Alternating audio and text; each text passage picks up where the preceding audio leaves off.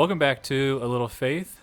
I am Levi, and today we have Matt, who's another one of the hosts. But Hello, everyone. We wanted to do a show talking about mental health.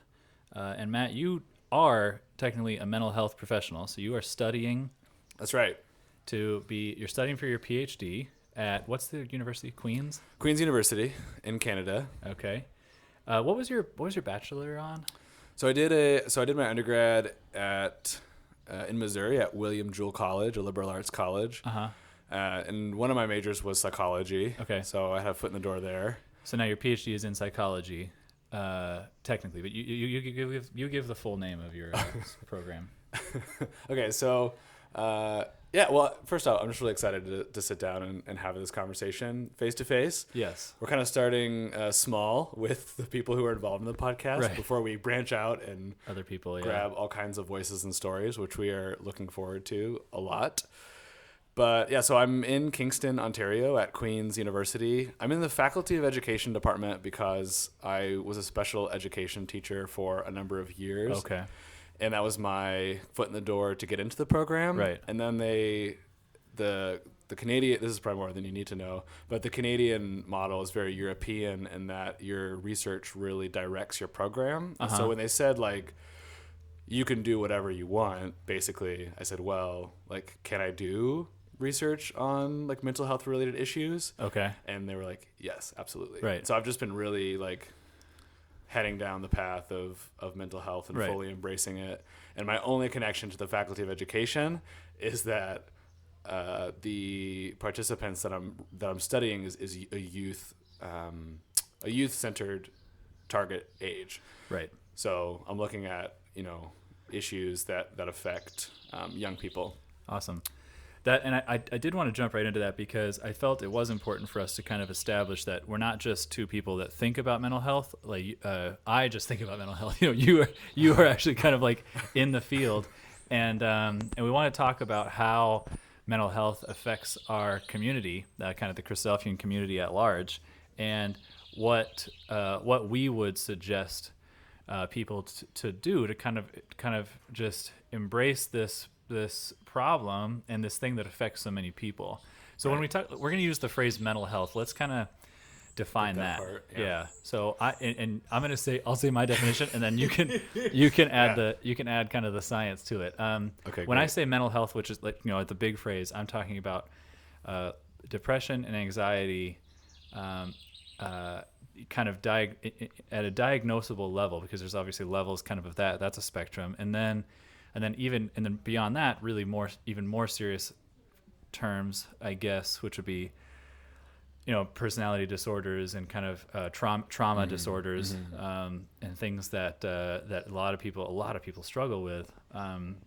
So we're going to use this broad brush of like mental health, but it's all injuries, if you would, or conditions that are not physical, right? So that's kind of and most mental health conditions and diagnoses are what we categorize as like an invisible disability. Okay.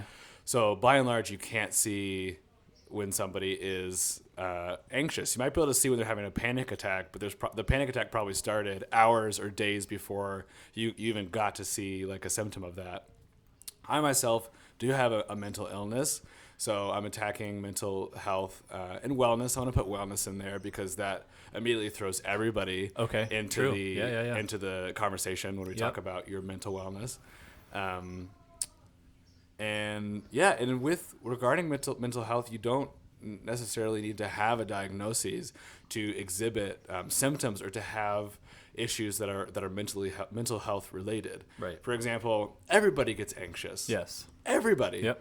Everybody has those days that they feel really off. Yep. Or everybody has those days where they get a bit of news and then all of a sudden they start spiraling in their brain and they're starting to trying to constellate and figure out very quickly what's going on. Yep. So this is something that everybody can relate to, right? Or like depression as well. Like I have never had a depression diagnosis, but I've definitely had had a depressive episode. Does that make sense? Years ago. But so I think people can know what these feel like, and that can be part of the problem too. Is sometimes individuals have a down day, Yep. like, and then, oh, this is what depression is. And then when someone says, I'm struggling with depression, they can be like, "Pff, Yeah. get over it. Like that was like 6 hours one day Yeah. for me. I went to Starbucks and it was fine. Yeah, Like, whatever. And I think that's one of the challenges. I mean, there's a ton of challenges. We kind of want to address that in this conversation. But and so yeah, I guess we'll go there. Unless you have any other ideas or any other things you want to mention about the definition of mental health. yeah. I think we kind of tackled it. And just another, I guess, point about mental health and wellness is that somebody's mental health is integrally tied into their emotional well-being, their physical well-being, their so this is not an isolated thing you can really like carve out and like separate. Like Right. it's a fully integrated part of who somebody is and who they're becoming. So that's an important detail. And I know we will get to this piece probably later, but I did want to bring up the issue of suicide Okay. in regards to mental health.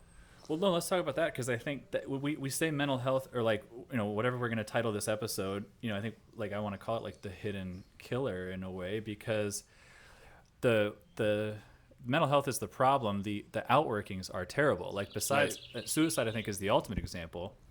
But the destruction of families, the destruction of relationships, and then how it so much is intricately tied into our spiritual relationships. Like your mental health, your lack of mental wellness or untreated mental health can absolutely destroy your relationship with God and with Jesus Christ, let alone your church family, your ecclesial family.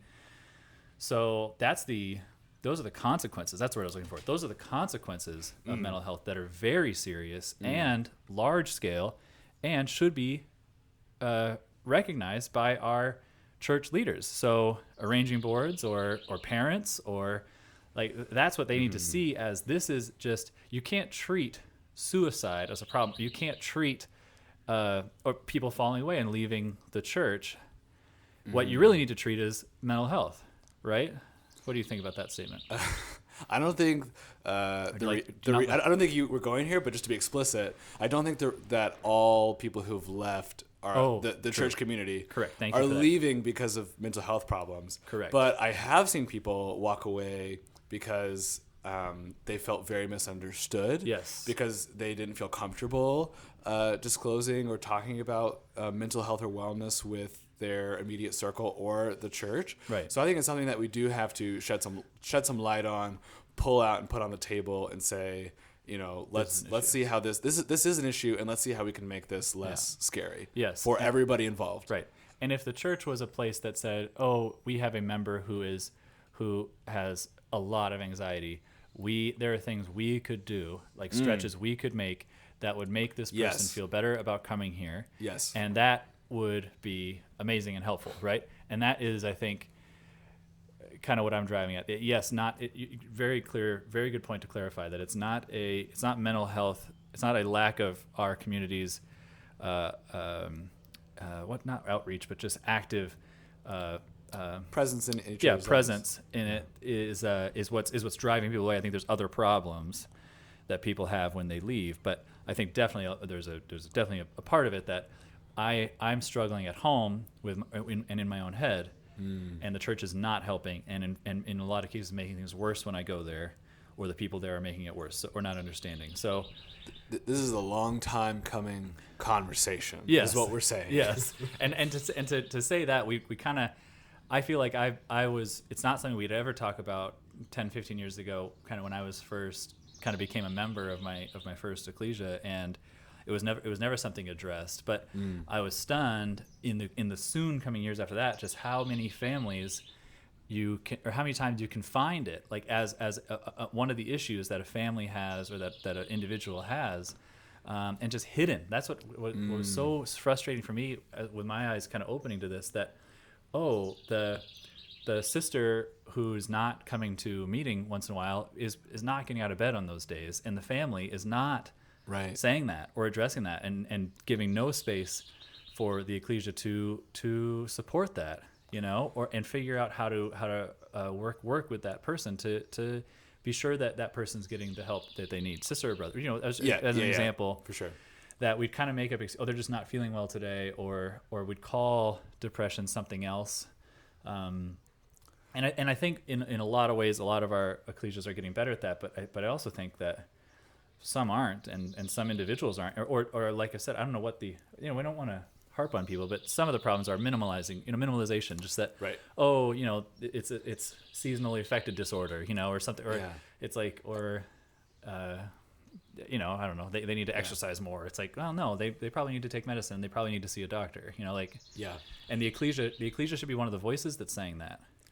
Yes. Well, and this is not a question of do we have the emotional, social, or like people capital to deal with this. Oh, right. Our community is known for ridiculous hospitality and just pouring out and reaching out and being there for each other. And I think where this conversation is orbiting is we can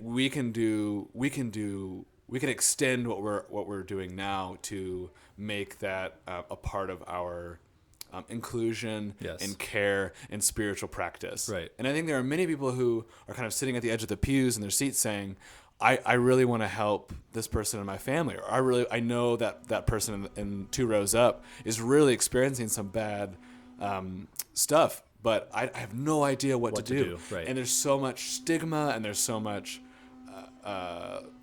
like packed around this that you almost can feel, and I feel this way a lot. I don't know what to do, so I'm not going to do anything. Right. Yeah. So, and before we talk about what we think the ecclesias could do, or individuals or leaders or whatever groups, arranging boards could do, let's also talk about the kids these days, because this is something I told you I really wanted to get in, is that I feel like there's a misunderstanding about youth leaders in our community as well, that some of the problems of 10, 15, 20 years ago, 30 years ago are still problems. And I'm talking like specifically like sex and drugs, right? Still a problem, still a temptation. And rock and roll. Still a temptation for our young people as a distraction from a spiritual relationship, like absolutely. But anybody should do, I wish I had like links I could link to. But if you Google right now, like average age in the whole world, or all of North America, average age of the first time that a young person has a sexual experience, or the first time that they use drugs, that has risen for 3 years in a row. So that average age has gone up. So the temptations for those problems, like worldwide, or in the big scale, has receded. Okay, so these problems are not getting worse in some ways. Okay, by the numbers I'm saying, and I think that reflects in our community too. I'm sure if you look at if there's people looking at the young people in their meeting, there's so much of like, well, that the rebel culture, like teenage rebel culture, is largely gone. There's not like David Bowie rebel culture. Like when I was a kid, it was like how naughty can you be? Back in right? your day? Back in my day. But I think there's so much you can see, and we see it with our work with Onesimus and like just the kids that we see in our community, that there's so much, there's very little like again, like rebel culture. It's just like the bigger problem here, and this is my point, the bigger problem is the mental health of young people, because the thing that has risen over the last 2-3 years is suicides, is youth suicide. Oh, absolutely. Youth harm. And I think there's a social media conversation diagnoses. Depression diagnosis. There's a social media conversation that I'm not even like closely prepared to have, but that is definitely the rising problem in our young people that I don't think people address. People still treat young people like they're going to buy weed as soon as they possibly can, or we'll give a CYC class on just basically, these topics that actually aren't, they're still temptations, but just not the temptation that they were in the 70s, 80s, 90s, right? There's a change that's happened that I would like people, I would love if more ecclesias recognize. So maybe I'll find some links and put them on our website. And don't get us wrong, like temptation is still out there. Oh yeah. Like the wolf is still crouching at the door. Absolutely. However, when you look at the global news headlines, mental health problems in young people Yes. are soaring Yes. at an alarming rate. Right. Especially with suicide. So my work for my PhD centers around youth suicide prevention, looking at belongingness, one's need to belong to people and have close, caring interpersonal relationships, how that's either a buffer or, when it fails, a catalyst to having suicidal thoughts. And so I get a Google News update sent to my email every day. Yep.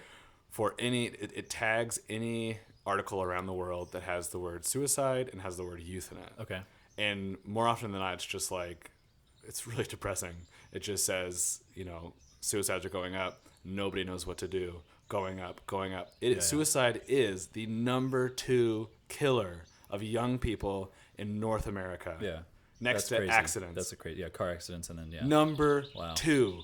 And in some more narrowed groups of young people, it's the number 1. Oh wow. So Yeah. whether it's a demographic or whether it's a geographic right. location. Crazy. So it's a huge problem. And let me count on one hand how many times suicide has been brought up in a church that I've been in. Right. Where I haven't brought it up. Yeah. 0. Right. Like 0. Yeah. And suicidal thoughts is not like suicidal thoughts come from these other problems in mental health. Like I don't right. I mean, you can speak to that more better. But there's not like it's not like suicide maybe even is the topic you should lecture on. You should lecture. I mean, maybe I don't know. Well, let's talk about that. What should we do? What should if you're a concerned parent or ecclesial member, you're on an arranging board, or you're on a Bible school committee, or you're on a or you're just going or to you're church. a writer, or you're just attending meeting and you're concerned about it. Yeah. So what advice do we give? And we haven't talked ahead about it. I wish we had a list. Ideally, we would have like a list of like here's the top 5 things. Yeah, I suggest. yeah. But No, that's but gonna be very spitball. But I've got one. But you go first. oh, I want to know what you're. Okay, I've got one. Okay, yeah, give it to me. I've got one, and I think the biggest thing that I've admired in some ecclesias that I've been in is the arranging board or the business committee, business meeting, making it an item to actually partner with a mental health professional, so a psychologist, right? Offer. I think every ecclesia should have some program where they offer to pay for counseling or split it with the member or something. Make it a line item in the budget that we will pay for a trained professional to intervene in a situation. Because yes, I believe the number one responsibility or the number one thing to do is to pray for these people and to hope that Jesus and the angels work with the individuals in our ecclesias, but that can absolutely be done through trained professionals. And I would like to see more ecclesias partnering with those professionals. And what's really cool is it's a big. I mean, cool. It's interesting. It's a big task. Like assign a member or 2 of your meeting to actually interview individual psychologists. Oh yeah. Right. And partner with one that shares our values, right, and can speak to our community. Like tell them what it is to be a Christadelphian, or what your church is like. Give them as much background information as you can, so then when you have a crisis or just a situation, you can send your member to that person. So that's the biggest thing is and I know I've been a member at one meeting that does this, and I think it's a very powerful thing, because then when the arranging board sees a situation, or anybody sees a situation, well, wow, we are outmatched here. You have that tool to go to. Yes. Yeah. So that's, yes. I'd love to see that. Amen and yes. I have been a part of a meeting that did this, and it wasn't like broadcasted every Sunday, but people were very much in the know that the church would pay for counseling services. Right. With a counselor that they've found and met with, and I think it was a cluster of counselors actually. Anyways, so when I really needed therapy, money wasn't an issue. Right. I could just go, Yes. and and I didn't have to talk to anybody at the meeting. Yep. I just said, this is who I'm a part of, and they billed the ecclesia. Excellent. It was excellent, and nobody asked any questions. Yeah. And it was just such a superhero service. And just to add to that, so the arranging brothers are getting the bills of this counseling or therapy group, and if they see this like a huge spike in how much money is coming out of the donations to go to counseling, you have a wonderful, not wonderful, but it's a really great metric to be like, okay, something's going on, Right. and we need to bring in something, have somebody on Sunday talk about Yeah, we got to address this. some yeah. kind of counseling thing, whatever. But yeah, amen and yes, Okay. twice over for that. Right. Excellent. I'm so glad you went first because that's an excellent first point. And I think there's a thought that we shouldn't, that there is only one authority, which is the Bible, right? And that all problems can be addressed through the intervention of brothers and sisters, which I think is erroneous, just because there's so much that can be made worse by untrained people saying things or doing things, even scripture, because like you can't prescribe more Bible readings and solve these problems. That's what's critical. Like if there's someone with a string of depressive episodes, they've tried the Bible and they've tried prayer, and in their mind that doesn't work. So I'm not saying that the answer is not the work of God, because the answer is the work of God for sure. I'm just saying that God works through professionals. He does for sure. Yes, and I think there's a lot of healing and a lot of balance that can come from meditation, prayer, coming to meeting, and that's a part of the support network of somebody. But that's when it. I have a mood disorder, right? And I've been on one medication for 5 years that has miraculously kept my mood like very balanced. Wow, yeah. Like just to a miraculous level. Like they were like the psychiatrists that I was working with were blown away that they saw such a drastic improvement to my mood, and it's great. So when you think about treating and gracefully handling a mental illness, whether it's your own, whether it's somebody in your family, whether it's somebody in the meeting, the road to mental wellness and mental well-being is a cluster, a bouquet of things that go into place. Yes. Prayer, readings being part of it. Multiple tools in the toolbox. Sometimes medication for a short amount of time. Right. Sometimes medication for a long time. Every day. Right. And sometimes it's going to a therapist and a psychiatrist. Sometimes it's just checking in with a therapist. Yep. Sometimes it's having dinner at the Jellinos once a month. Like that is a part of my mental wellness.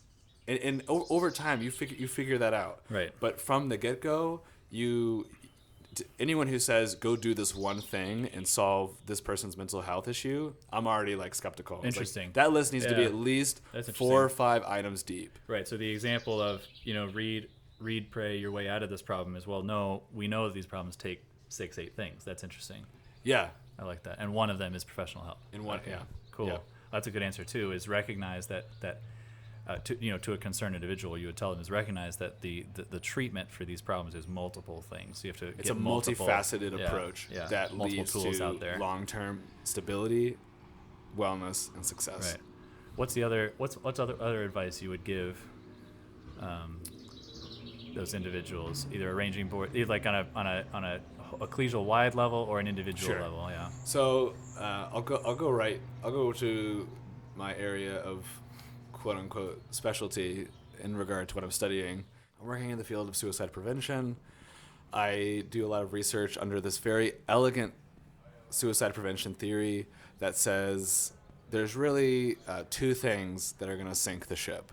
There are 2 things that are going to make somebody crash and burn. And one of those things is developing perceptions of feeling like a burden. These are perceptions of self-hate. These are perceptions of I'm not useful. These are perceptions of, I can't get out of bed because I don't feel like I have the energy or the willpower or that I would even contribute anything. I'm a burden. Okay. The second piece, which is what I'm looking at explicitly, is belongingness. Okay. If somebody feels like they don't belong anymore to a group, to a set of close relationships, and these perceptions kind of lead to this idea of feeling alone, like a searing loneliness. Now, everybody has experienced those perceptions at some point in their life. Yeah. But what we're talking about is like a F7 tornado force weight of feeling alone and feeling like you're a burden. Okay. So all of this is leading to, I guess, practical steps. So in regard to belongingness, our community is really wonderful in so many aspects about fostering belongingness with each other. The amount of meals that we've Sunday shared school, together, youth groups, meals, activities outside of meeting, outside of the memorial service on Sunday, that builds this belongingness. We've talked about this in the past. Yeah, and there's several facets of belongingness. One is that it's a frequent interaction, you know, every week. Another is that it's a positive interaction. Right.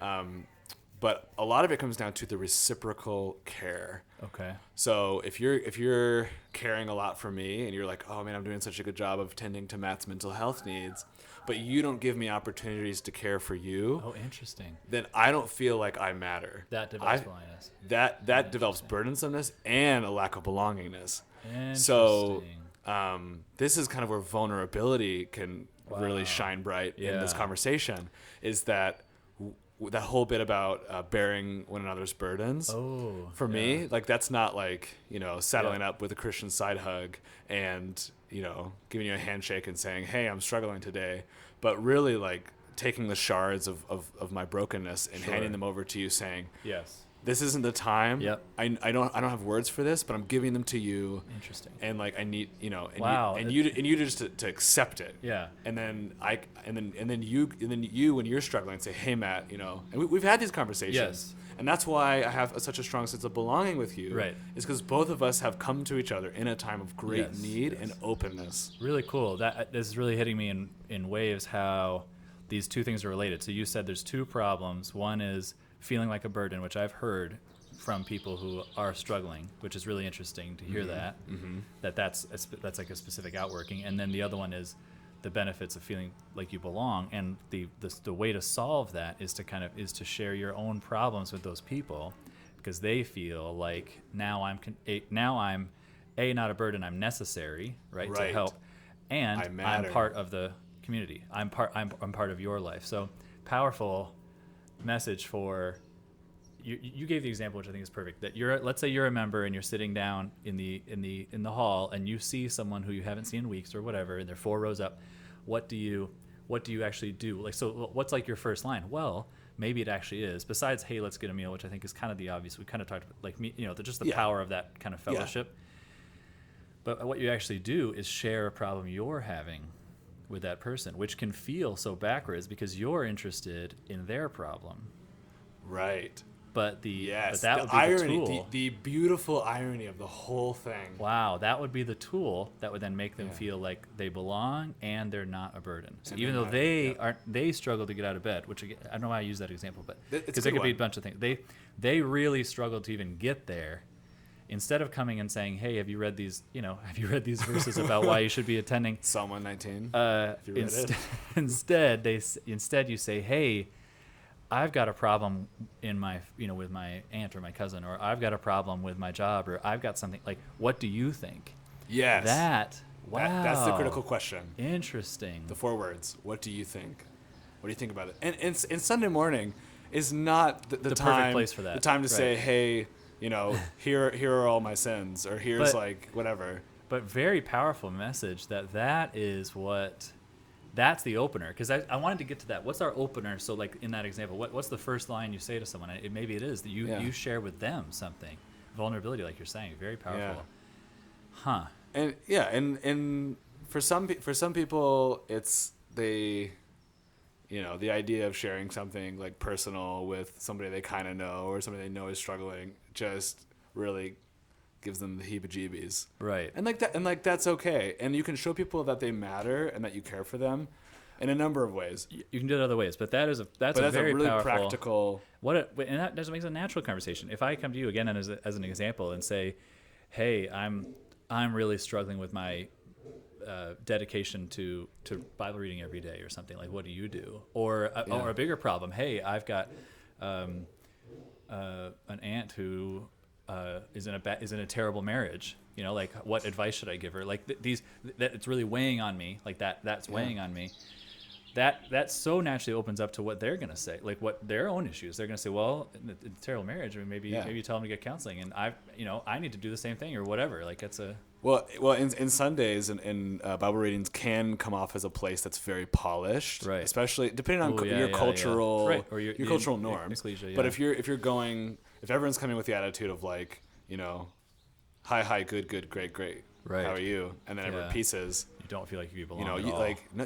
Especially if you're feeling like you're crumbling inside and you're just trying to like hold this smile on your face just to like fit in or whatever. Okay. Or because that's like the culture. But right.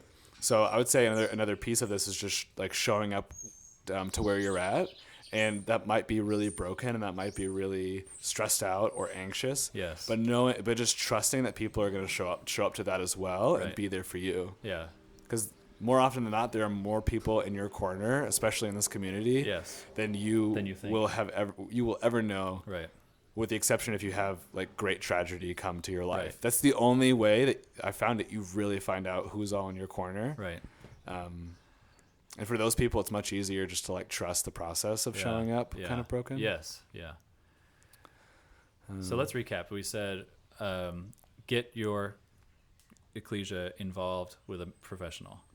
Yes, and don't be afraid to go through 3 or 4 until you find the right one. Interview them, and then did we say anything in between that and that your point about the 2 things? I don't think so. So the 2 issues that lead to suicide, which is the kind of an outworking of different mental health issues, is feeling like you're a burden and feeling like you don't belong, and those 2 things can be answered by you sharing problems with them, involving them in your own life. Or the ecclesia's problems, like just actually showing vulnerability. Really powerful. Yeah, being vulnerable and, just looking for ways to like build those connections and relationships with people that you normally wouldn't think would be a part of your like circle of people or circle of trust. Awesome. Really cool.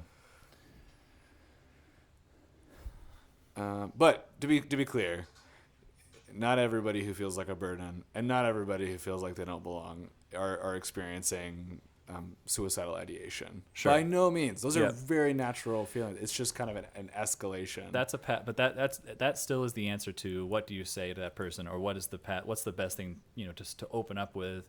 How do you establish a connection is to understand that those are the 2 issues. And I've heard that in my own conversations with individuals multiple times. I'm not a professional or even studying this, but that it's those ideas of like, oh, I'm replaceable, or no one missed me when I wasn't there, things like that. Like that's an outworking of feeling like they're a burden, right? And feeling like they don't belong.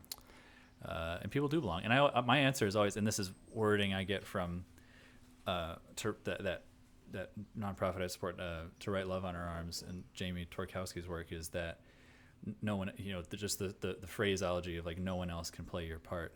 And you're the only, we don't know the end of your story at all. Like your story is still being written, and you're the only one that can do and say the things you do. That's kind of the lines that was given to me through that organization was amazing. And anyone should look that up. So that's To Write Love on Her Arms. It's a teen suicide prevention organization, and it super helped me as an insurance salesman on how to talk to people who are feeling that, and legitimizing those feelings, but still how to travel through them, kind of the path for that. That's definitely a resource I've used. I think I have two more suggestions. Great. And then I think that's cool. Yeah, let's do 2 more. Yeah, probably. One is that more often than not, you will not know what to say. Yep. Definitely more often than not. Yep. I am studying the field of suicide, and people come up to me and they disclose things, and I have no idea what to say. Right. After years of reading and all this, I just have no idea what to say. And the words might feel like gravel leaving your mouth. Yeah. But always try to say something. Okay, that's a good one. Yep. Say something. Say something. Yep. Even and you'll probably say something that you'll regret. Right. But if the relationship is there, they'll tell you like, I wish you wouldn't have said that, or can you try saying this? And that's a far better conversation anyways. Yes. But say something. Yeah. And the other piece, I think, to kind of like wrap this all in a big bow, wrap it up in a big bow, is that, you know, we're not the experts. Yes. We're just two people who are trying to get the conversation started. Yes. And I think the best thing that you can do after listening to this is start a conversation with your family, Yep. somebody in your family. Yep. We're not talking about like assembling the whole troop and having a big like business meeting about it, but maybe that's what you do. Maybe. And great. Yeah. No, I think addressing it at a business meeting level would be fantastic.